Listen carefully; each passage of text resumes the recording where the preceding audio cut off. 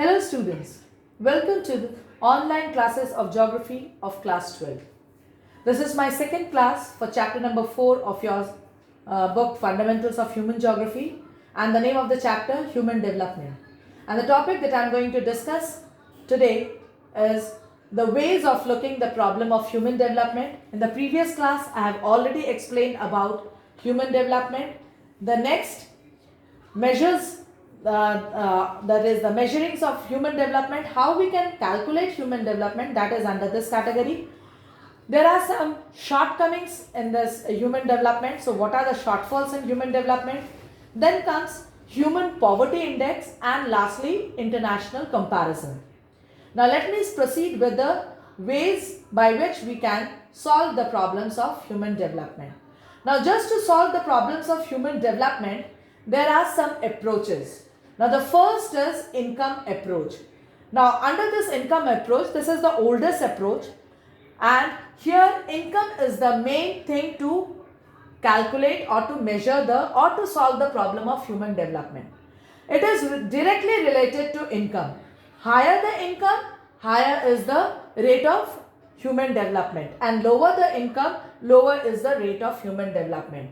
That means the one who is able to earn more, he is able to fulfill his own desires or all the desires, or even to look after the family, and the one who is unable to earn more, that means their desires are not being able to fulfill, it's being left out. So this approach indicates about the connectivity with the income, that is income reflects the freedom. The next approach is welfare approach. Now under this welfare approach, government has taken the main step to do the welfare for the human development.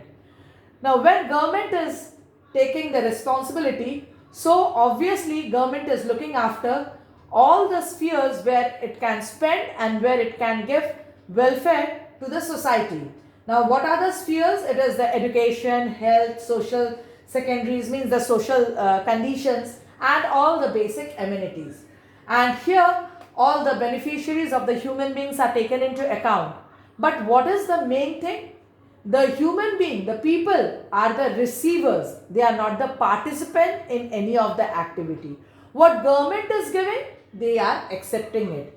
By their own, they are not participating in any of the activity. So it is totally being dictated by the government. Now the next approach is that is basic need approach. Now this basic need approach was proposed by ILO. The full form of ILO is International Labour Organization. Now International Labour Organization, they have identified 6 basic needs of a human being. Number 1 is health, number 2 is education, then comes food, then water supply, sanitation, and lastly the housing demand. So these basic needs are being fulfilled by this approach, means by this organization. And what is it? That means they are being identified that you have to stay over here. This is your sanitational facilities. From here you will get the water. This is your that is the facilities of the food, and this is the level of your education. So here totally the people choices are ignored. They cannot enlarge their own choices. They are being dictated by this organization. So it is totally the human choices are being ignored. Now the last approach is capability approach, and this approach is was introduced basically by Professor Amartya Sen. Now he said that you have to emphasize on your own capabilities. What capability you are having, you have to develop those capabilities, and you have to take part in the activities according to your capabilities. So he said in the 3 key areas, increasing freedom is one of the most effective ways of bringing human development. Now the 3 key areas, the health, the education, and the access to resources. If I am free and I know what is my potential, what is my talent, what is my capability, and I can explore myself according to my capabilities within these three areas without any sort of instruction or compulsion, then that is the best way to solve out the problems of human development. So, the capability approach is the best approach to solve the problem of human development. So, these are the four approaches. Now, next, I am going to proceed how we can measure the human development. Now, human development, when it is being measured, it is termed as HDI, Human Development Index. And the range of HDI is 0 to 1. And the three key areas we all know, it is knowledge, health and access to resource. Now, all these three key areas are ascertained by weightage of 1/3. So, 1/3 plus 1/3 plus 1/3 is equal to 1. So, when we see the health, we assess the average life, that is life expectancy rate. When we see the education, we assess the gross enrollment and the adult literacy rate. And lastly, access to resources, how much purchasing power a society or a person is having in terms of US dollar. So, if we calculate all these three areas with these indicators, then we can calculate the HDI of a country. Now, on this basis, when we can see that if the HDI ranking, if the HDI value is very closer to 1, that is 0.9, then we say it is high HDI. And when we can see that HDI is 0.2 something, then we say it is low HDI. So, on this basis, we are able to calculate the human development. But the next is, as we are just giving the figures for access to resources, education and health, we are adding up the data to these figures. It is not the accurate one because there are some non-income measures also. So, shortfalls in human development is that HDI is not a reliable measure because it does not give reliable figures for human poverty and non-income measures. Now, our country like India, where there are many people, those who are living below poverty line and they are not able to earn their income in that sense. So, non-income measures are also there. Now, when they are unable to measure this non-income measures, so obviously it is not the accurate figure for the human development. Now, what are these? That is the non-income measures. The non-income measures are when we are not able to measure the lowest level of nutrition. What is the lowest level of nutrition? We are unable to measure it. We are not able to assess the surviving age, how much, that is the probability of not surviving till the age of 40.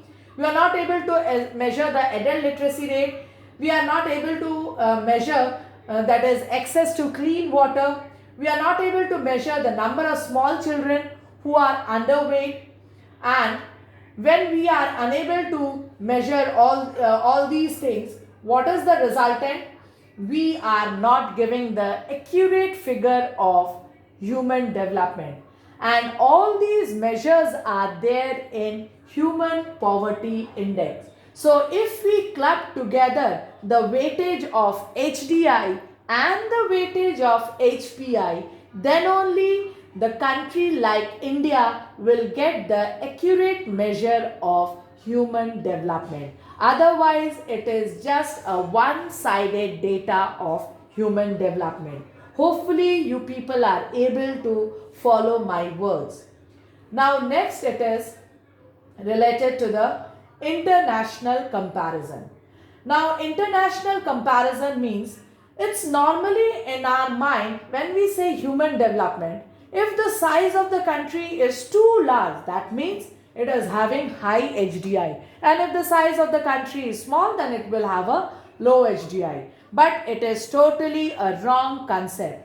A small country, I'm just giving an example, India and Sri Lanka. Now, India and Sri Lanka are the two neighboring countries. The size is having a vast variations in the size. One is too large, one is comparatively a small one. Now, if we see the HDI of Sri Lanka, they are having much more high HDI compared to India. Why? Because their population is comparatively less than our population due to the size of the territory. This is one aspect of international comparison. And the next aspect is per capita income. Now, just giving some very common example, we all know Kerala is a densely populated state, and compared to Kerala, Punjab and Gujarat is moderately populated state. But the HDI and second thing, the per capita income means the rich state is Gujarat and Punjab compared to Kerala. But if we see Human Development Index, the Human Development Index of Kerala is the highest in our country, and comparatively it is low in Gujarat and Punjab. When they are having more per capita income, then why it is low? Because their literacy level is less, and Kerala is nearly 100% literate state. So what is the thing? When we are going to compare the countries internationally, we have to look into the matter, the two aspects, that is size of the territory and the per capita income. They are inversely proportionate to HDI. High per capita income means low HDI, and large size of territory means low HDI. So, the comparative study, when it has been done, the two aspect is kept into mind. So, today I have completed the topic. Hopefully, you are able to follow the class, and if you are having any doubts for the today's class, just mention it in the comment section. I got many of them, I've seen that many of them submitted their worksheet. Just submit your worksheet on time. I'm trying my level best to follow the worksheet and to find out the rectification and preparing my rectification sheet. I'll upload the rectification sheet as soon as I'm able to do it. And thank you for following the class.